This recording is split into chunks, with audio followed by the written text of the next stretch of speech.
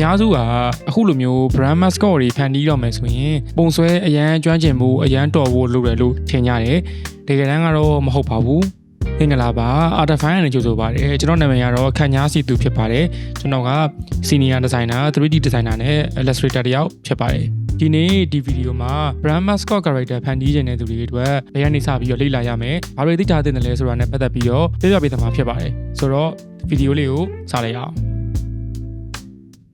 brand mascot တွေဖန်တီးဖို့အတွက်လိုအပ်တဲ့ design fundamentals တွေကတော့နံပါတ်1 shape language နံပါတ်2 color psychology နံပါတ်3 silhouette ပေါ့အဲ့တော့တစ်ခုချင်းကိုရှင်းအောင်နံပါတ်1ကျွန်တော်တို့ shape language ပေါ့သူကကြတော့ shape တွေမှာပုံစံအများကြီးရှိတယ်ဒါပေမဲ့ကျွန်တော်တို့သုံးအများဆုံးဖြစ်တဲ့ဒီ3ခုပေါ့နော်ဒီ circle ရှိမယ်နောက်တစ်ခု square ရှိမယ်ပြီးလို့ရှိရင်တော့ triangle ရှိမယ်ပေါ့နော်အဲ့တော့ဒီ3ခုမှာဆိုရင်သူတို့မှာအဓိပ္ပာယ်တွေရှိတယ်ပေါ့ဥပမာကျွန်တော်တို့ cycle ပေါ့ set wine ဆိုလို့ရှိရင်သူ့ပုံစံဒီချစ်စရာကောင်းတယ်ပေါ်ရွေတယ်အနေရမရှိဘူးဆိုတဲ့ feeling မျိုးရတယ်ပေါ့နော်နောက်တစ်ခုဒီ square မှာဆိုလို့ရှိရင်ကျတော့သူကခိုင်မာတယ်ယုံကြည်အားကိုးလို့ရတယ်ပြီးခွန်အားရှိတယ်ဆိုတဲ့ပုံစံမျိုးဖြစ်တယ်ပေါ့ဒီဘက်က tree ကံမှာကျတော့သူကတောင်းအချော်နေသည်ထက်မြက်တယ်လျင်မြန်တယ်ဒါပေမဲ့တစ်ခါတလေမှာတော့အနေရများတယ်ဆိုတဲ့ပုံစံမျိုးပုံဖော်လို့ရတယ်ပေါ့နော်အဲ့တော့ကျွန်တော်တို့ဒီမှာဒီ sample ပေါ့နော်နမူနာပုံလေးကြည့်အောင်အဲ့တော့ဒီဘက်က character ဆိုတာတော်တော်များသိတော့ပါတယ်သူကတော့ကားတာယာ company တစ်ခုက mascot ပေါ့နော်သူ့ပုံစံကကျွန်တော်တို့အရန်ကြီးချစ်စရာကောင်းနေတဲ့ပုံစံမျိုးတော့မဟုတ်ဘူးဒါပေမဲ့သူ့ရဲ့ခန္ဓာကိုယ်ကိုကြည့်မယ်ဆိုလို့အလုံးနေနဲ့ဆွဲထားတာဆိုတော့သူဒီပေါ်ရွေတယ်သဘောကောင်းတယ်ဆိုတဲ့ပုံစံမျိုးဖြစ်စေတယ်ပေါ့နော်ပြီးရင်ဒီ layer character ဆိုလို့ရှိရင်လည်းဒါဒီ animation လေးကိုတော်တော်များများသိတော့ပါတယ်အဲ့တော့သူ့မှာဆိုလည်းသူ့ရဲ့ character design ဒီ set wine အနေနဲ့ပဲကျွန်တော်တို့ဆွဲထားတာသူဒီလည်းလို့ပဲအနေရမရှိဘူးခင်မိုကောင်းတယ်ဆိုတဲ့ပုံစံမျိုးရတယ်ပေါ့ပြီးလို့ရှိရင် full ပန်တာပေါ့သူဆိုလို့ရှိရင်လည်းဒါသူ့ရဲ့ခန္ဓာကိုယ်ကအဲ့လိုမျိုးအဝိုင်းအနေနဲ့ပဲဆွဲထားတာပေါ့နော်ကျွန်တော်တို့ပုံဆွဲမယ်ဆိုရင်ဒါသူ့ကောင်းဆိုလည်းအဝိုင်းပေါ့သူ့ရဲ့ခန္ဓာကိုယ်ကြီးဆိုလည်းအဝိုင်းပေါ့နော်အဲ့လိုမျိုးဆွဲထားဆိုတော့သူဒီလည်းအဲ့လိုမျိုးချစ်စရာကောင်းတယ်ခင်မိုကောင်းတယ်ဆိုတဲ့ပုံစံမျိုးပေါ့အဓိကတော့အနေရမရှိဘူးဆိုတဲ့ feeling မျိုးရစေတယ်ပေါ့နော်ဒါကတော့ set wine နဲ့ပတ်သက်တဲ့ဟာမျိုးပေါ့ပြီးရင်နောက်တစ်ခုကတော့4000ပေါ့နော်ဒီ character တွေကိုတချို့သိလောက်ပါတယ်နော်အဲ့တော့4000ပုံစံနေနဲ့ဆွဲထားတဲ့ character တွေကကြတော့သူကတည်ငြိမ်တယ်ပြီးလို့ရှိရင်တချို့ဟာတွေကိုကျွန်တော်တို့ဒီမှာဆိုရင်ခွန်အားရှိတယ်ဆိုတဲ့ပုံစံမျိုးနဲ့လည်းပုံဖော်လို့ရတယ်ပေါ့နော်အဲ့ဒီမှာဆိုကျွန်တော်ဒီ shape တွေကိုအမြင်မှာဆိုလို့ကျွန်တော်ဆွဲပြထားတာပေါ့နော်နောက်တစ်ခုကတော့ tree ရံပေါ့ဒီရှေ့ရကောင်ဆိုလို့ရှိရင်ဒါ sonic ဆိုတော့သူဒီအရှိန်မြန်နဲ့ super speed ရှိတယ်ပေါ့နော်အဲ့လိုမျိုးနဲ့ဒီမှာအနောက်မှာဆိုလို့အချွန်နဲ့ထည့်ထားတာပေါ့နော်ပြီးရင်ဒီဘက်ကတော့ကျွန်တော်တို့ဒါAladdin နဲ့ feeling ပေါ့သူ့မှာဆိုရင်ဒါသူ့ရဲ့ character design မှာဆိုရင်အခုလိုမျိုး tree ကန်တွေကိုသူအများကြီးသုံးထားတာပေါ့နော်ပြောရရင် tree ကန်ဆိုတာလုံးဝtree ကန် shape ကြီးတိုင်းတော့မဟုတ်ဘူးပေါ့ဒါပေမဲ့ကျွန်တော်တို့ခြုံပြီးတော့ overall ကြည့်လိုက်မယ်ဆိုလို့ရှိရင်အချွန်နဲ့တက်တယ်များတယ်ပေါ့နော်အဲ့တော့အဲ့လို feeling character တွေမှာဆိုလို့ရှိရင်လည်း tree ကန်တွေရဲ့လို့အချွန်နဲ့အတက်တွေကိုအများဆုံးအသုံးပြုတယ်ပေါ့အဲ့တော့ကျွန်တော်တို့ shape language ပြီးသွားပြီဆိုရင်နောက်တစ်ပိုင်းကကြတော့ color psychology ပေါ့အဲ့တော့သူ့မှာဆိုရင်ကျွန်တော်တို့မှာဒီရှေ့ရကောင်လေးကိုပဲပြန်ကြည့်မယ်ဆိုရင်သူက feeling ဆိုတော့အရှောင်းမှာအနီနဲ့အနက်ကိုပဲအဓိကသုံးထားတယ်ပေါ့အဲ့ဒီမှာအနီရောင်ဆိုတာကကြတော့ဒီမှာသူသုံးထားတဲ့အဓိပ္ပာယ်ကကြတော့အနေရရှိတယ်ဆိုတဲ့ပုံစံမျိုးနဲ့သူကသုံးထားတာပေါ့နော်ဒါပေမဲ့အနီရောင်မှာတခြားအဓိပ္ပာယ်တွေရှိသေးတယ်ဗျတတိရှိတယ်သို့မဟုတ်ရဲရင်တယ်ဆိုတာမျိုးလည်းရှိတယ်အဲ့တော့အရှောင်းမှာကလေအရှောင်းတစ်ယောက်မှာအဓိပ္ပာယ်တစ်မျိုးတည်းရှိနေတာမျိုးမဟုတ်ဘဲနဲ့အဓိပ္ပာယ်တွေအများကြီးရှိနိုင်တယ်ပြီးလို့ရှိရင်ကျွန်တော်တို့နေရာအနေထားပေါ်မှာမှုတည်ပြီးတော့လေအယောင်တွေကအဓိပ္ပာယ်တွေမတူကြဘူးပေါ့အဲ့တော့ကိုကအယောင်တွေကိုသူ့အဓိပ္ပာယ်နဲ့သူအဆင်ပြေအောင်သုံးတတ်ဖို့လိုတယ်ပေါ့ပြီးရင်ဒီအဝါရောင်ဆိုလို့ရှိရင်လည်းဒီ happiness တို့ sunshine တို့ optimism တို့ energy တို့ပေါ့နော်စသဖြင့် positive ဆန်တဲ့အဓိပ္ပာယ်မျိုးနဲ့အဝါရောင်ကိုအများဆုံးအသုံးပြုကြတယ်ပေါ့အဲ့တော့အခုလိုမျိုးအယောင်တွေအပြင်ကမှာကိုကအယောင်အတွဲဆက်တွေပေါ့နော် color theory ပေါ့ဘယ်ရောင်နဲ့ဘယ်ရောင်နဲ့တွဲလိုက်ရင်တော့ပို့ပြီးတော့ကြည့်လို့ကောင်းတယ်ဆိုတာမျိုးပေါ့နော်အဲ့လိုမျိုး color theory တွေကိုလည်းကိုသိထားဖို့လိုအပ်ပါတယ်အဲ့ဒါကတော့ color psychology အပိုင်းပေါ့ပြီးသွားရင်တော့အော်တပိုင်းကကျတော့ silhouette ပေါ့အဲ့တော့ silhouette ဆိုတာတော့မြန်မာလိုပြောရရင်သူကပုံရိပ်ပေါ့နော်အဲ့တော့ကိုဆွဲလိုက်တဲ့ character ဒီအထက်က details တွေကိုမကြည့်ဘဲနဲ့အပြင်ကအခုလိုမျိုးအမဲရောင် shape ကြီးကိုကြည့်လိုက်တာနဲ့ပဲကိုဆွဲထားတဲ့ character ကပုံပေါ်နေတယ်ဆိုရင်တော့ဒါကိုယ့်ရဲ့ shape language ကတော်တော်လေးအားကောင်းနေလို့ပေါ့နော်ဥပမာအခုလိုမျိုးနေရွက်အကြီးတွေမြင်လိုက်မယ်ဆိုတာဒီအကြီးမောင်မှန်တန်းသိနိုင်တယ်ပေါ့နော်ပြီးရင်ဒီဘက်အဆုံးအကောင်ဆိုလို့ရှိရင်ဒါကျွန်တော်တို့ဒီအပေါ်ကလေဥပမာစပင်းအချွန်လေးကိုမြင်လိုက်ရင်ဒါကျွန်တော်တို့ Samsung နဲ့ကဒီစက်ကောင်ပဲဆိုတာကိုတန်းပြီးတော့သိစေတယ်ပေါ့နော်အဲ့တော့အဲ့လိုမျိုးဒီ shape language အားကောင်းလို့ရှိရင်အထက်က details တွေကိုမကြည့်ဘဲနဲ့အခုလိုအမဲရောင် shape ကြီးပဲမြင်ရင်တော့မှပဲဆွဲထားတဲ့ character ကိုတန်းပြီးတော့သိနိုင်တယ်ပေါ့နော်အဲ့တော့ကျွန်တော်တို့အပိုင်း2အနေနဲ့ mascot ဆွဲဖို့အတွက်လိုအပ်တဲ့ drawing fundamentals ကိုကြည့်အောင်ပေါ့နံပါတ်1 line quality နံပါတ်2 volume သို့မဟုတ် form နံပါတ်3 perspective နံပါတ်4 anatomy and proportion နံပါတ်5 facial expression ကျွန်တော်တို့ပုံဆွဲတော့မယ်ဆိုရင်ပုံဆွဲအခြေခံမှာအဖြစ်မနေအရင်ဆုံးစရတာတော့ line တွေဆွဲရတာပေါ့နော်အဲ့တော့ line တွေမှာ line မျိုးစားတွေအများကြီးရှိပါတယ်မြင်းဖြောင်းမှာဆိုရင်လည်း line အသေး line အရှင်ပြီးရင်အခုလိုမျိုး line weight တွေအတူညီတဲ့ line တွေပေါ့နော်ဒါမျိုးတွေရှိမယ်ပြီးရင်ကျွန်တော်တို့ line အကွေးတွေ line အတွန့်တွေစသဖြင့် line တွေအများကြီးရှိရပေါ့ဒီထက်လည်းပို့ပြီးတော့ရှိပါသေးတယ်အဲ့တော့ကိုကပုံဆွဲပြီဆိုလို့ရှိရင်အခုလိုမျိုး line တွေကိုဘယ်နေရာမှာဘယ်လို line မျိုးနဲ့အသုံးပြုပြီးတော့ဆွဲရမယ်ဆိုတာကိုသိထားဖို့လိုအပ်ပါတယ်နံပါတ်2 volume သို့မဟုတ် form ပေါ့သူကကျတော့မြန်မာလိုပြောရရင်တော့ဒုတယ်ပေါ့နော်အဲ့တော့ကိုဆွဲထားတဲ့ပုံကိုပို့ပြီးတော့ကြွခြင်းနဲ့ပို့ပြီးတော့လှခြင်းနဲ့ဆိုလို့ရှိရင်ဒုတယ်တွေကိုနားလည်ဖို့လိုအပ်တယ်ပေါ့နော်ဘယ်နေရာတွေကဖောင်းမလဲ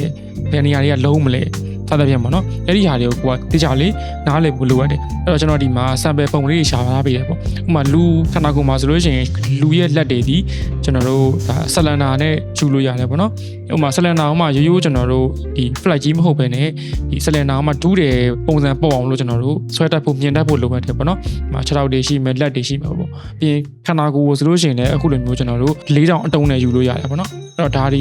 ကပြောရရင်ဒီကျွန်တော်တို့က form တွေကိုနားလေတာပေါ့နော်အဲ့တော့form တွေကိုပို့ပြီးတော့နားလဲလေကိုဆွဲတဲ့ပုံတွေကပို့ပြီးတော့ကြွပြီးတော့ပို့ပြီးတော့လှလိုက်လीပေါ့နော်အဲ့တော့အဲ့ဒါတွေကိုလည်းနားလဲဖို့လိုအပ်တယ်အဲ့တော့ဒီ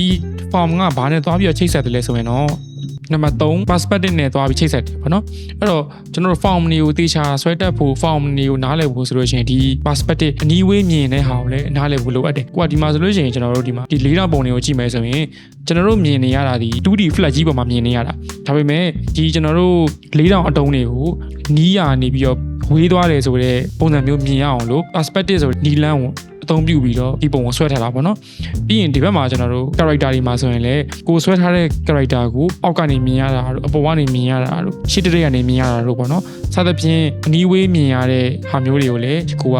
ဆွဲတတ်ဖို့လိုအပ်တယ်အဲ့တော့ကျွန်တော်ရှေ့တုန်းကပြောခဲ့တဲ့ဒီ form ပေါ့နော်ဒူးတယ်ကဒီဘက်က perspective နဲ့လည်းသူကဒီချိတ်ဆက်မှုရှိတယ်ပေါ့နော်နံပါတ်4ကတော့ anatomy နဲ့ proportion ပေါ့ anatomy ဆိုတာတော့မြန်မာလိုပြောလို့ရှိရင်ခန္ဓာဗေဒပေါ့နော်ဒီဘက်က proportion ဆိုတာတော့အချိုးအစားပေါ့ခန္ဓာဗေဒဆိုတော့လုံးဝကြီးလူတစ်ယောက်ရဲ့ခန္ဓာကိုယ်အတွင်းထဲဒီနော်အယိုးတွေအကြောတွေအရွတ်တွေဒီနားလည်ဖို့တော့မလိုအပ်ပါဘူးအပေါ်ရန်လောက်ပဲသိရင်ရတယ်ပေါ့နော်ဥပမာကျွန်တော်တို့လူမျက်နှာဆွဲမယ်ဆိုရင်ဘယ်နားလောက်မှာတော့အစရှိတဲ့နဲ့ဘယ်နားလောက်မှာတော့နှာခေါင်းရှိတဲ့နဲ့စသဖြင့်ပေါ့နော်အဲ့လိုမျိုးနေရာအထားသူလောက်သိထားရင်အဆင်ပြေတယ်ပြီးလို့ရှိရင်လူမှာဆိုလို့ရှိရင်လည်းလူရဲ့ခန္ဓာကိုယ်အချိုးပေါ့နော်ဥပမာလူတစ်ယောက်ကကျွန်တော်တို့လက်ကိုအောက်ကိုချလိုက်မယ်ဆိုလို့ရှိရင်သူ့ရဲ့လက်အဖျားဒီအောက်ကချက်တော့ပေါင်ရဲ့အလယ်လောက်မှာဒါရှိတယ်ပေါ့နော်အဲ့လိုမျိုးခန္ဓာကိုယ်ချိုးစားလောက်သိထားရင်ပဲအဆင်ပြေတယ်ဒါကတော့ကျွန်တော်တို့လူအစိရဲ့ခန္ဓာကိုအချိုးပေါ့ပြီးရင်လူတစ်ယောက်ကကျွန်တော်တို့ပုံမှန်လူဆိုလို့ရှိရင်ပေါ့နော်သူ့ရဲ့အရက်ကိုသူ့ရဲ့ဥကောင်းနဲ့ကျွန်တော်တို့ဒီလိုမျိုးချိန်လိုက်မယ်ဆိုလို့ရှိရင်စုစုပေါင်းခေါင်း9လုံးသို့မဟုတ်9လုံးခွဲလောက်ရှိတယ်ပေါ့အဲ့တော့မှကိုကဒီလိုမျိုးဥကောင်း10လုံးအချိုးတွေပါလေဆွဲချိန်လဲဆွဲလို့ရတယ်ဒါကတော့လူအစိရဲ့အချိုးပေါ့ပြီးတော့ရင်ဒီဘက်မှာကျတော့ကျွန်တော်တို့ပို့ပြီးတော့ဟိုချစ်စရာကောင်းအောင်လို့ခေါင်းကြီးကြီးလေးတွေနဲ့ဒီလိုမျိုးချီပြီးချိုးလေးလည်းရှိတယ်ပေါ့အဲ့ချီပြီးချိုးမှဆိုလို့ရှိရင်လည်းတစ်မျိုးတည်းမဟုတ်ဘဲနဲ့နော်ခေါင်း2လုံးခေါင်း3လုံးခေါင်း4လုံးခေါင်း2လုံးခွဲစသဖြင့်အချိုးအစားတွေအများကြီးရှိတယ်အဲ့ဒီဟာတွေကိုကိုကတိထားမယ်နားလည်ထားမယ်ဆိုလို့ရှိရင်ကိုကအတူညီတဲ့ character အချိုးအစားတွေအများကြီးကိုကဆွဲလို့ရတယ်ဖန်တီးလို့ရတယ်ပေါ့နော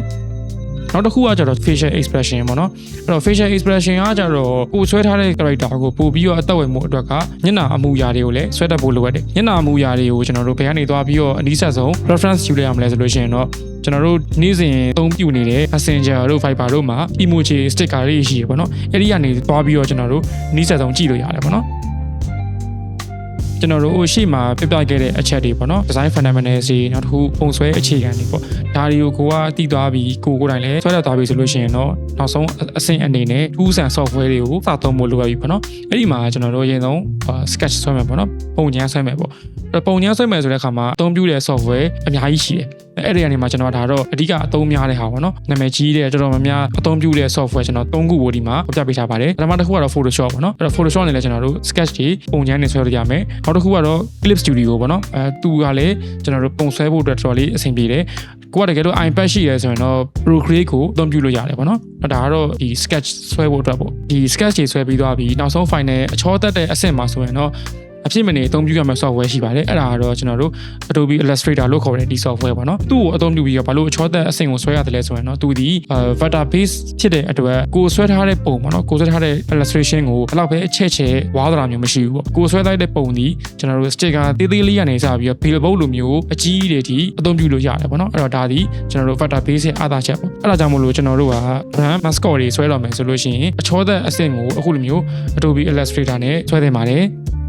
ကျွန်တော်တို့ mascot တွေဆိုတာကအလားဆွဲတာတက်မဟုတ်ပါဘူးလုပ်ငန်းတစ်ခုသို့မဟုတ် brand တစ်ခုကိုကိုစားပြုတာဖြစ်ပါတယ်ဒါကြောင့်မို့လို့ကိုဆွဲပေးရမယ့် brand ကဘယ်လိုပုံစံမျိုးလဲဆိုတာကိုအရင်ဆုံးကိုကနားလည်ထားရပါမယ်ပျော်နေတတ်တာလားသို့မဟုတ်လေးနဲ့တာလားကလေးဆန္ဒမျိုးလားဖော်ရွေချင်တာလားခိုင်မာချင်တာလားစားတဲ့အချက်လက်တွေပေါ်မှာမူတည်ပြီးတော့ကိုက brand mascot တွေကိုပုံဖော်တတ်ရပါမယ်ဒီဗီဒီယိုကိုညီကုန်းချော်မယ်ဆိုလို့ရှိရင်တော့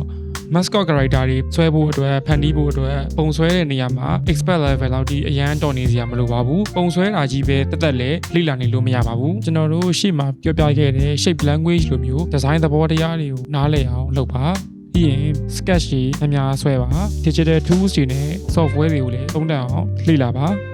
အဲ့ဒီအပိုင်း၃ခုကိုတခြားလေးမျှအောင်လေ့လာလေ့ကျင့်သွားမယ်ဆိုလို့ရှိရင်တော့သင်က professional mascot designer ဖြစ်လာမှာပဲဖြစ်ပါတယ်ဒီဗီဒီယိုလေးကအကျိုးရှိတယ်ဆိုရင်တော့ like and subscribe လုပ်သွားဖို့မမေ့ပါနဲ့တခြားသိချင်တဲ့အကြောင်းအရာတွေရှိရင်လည်း comment မှာရေးထားလို့ရပါတယ် okay နောက်ဗီဒီယိုမှာတွေ့တာပေါ့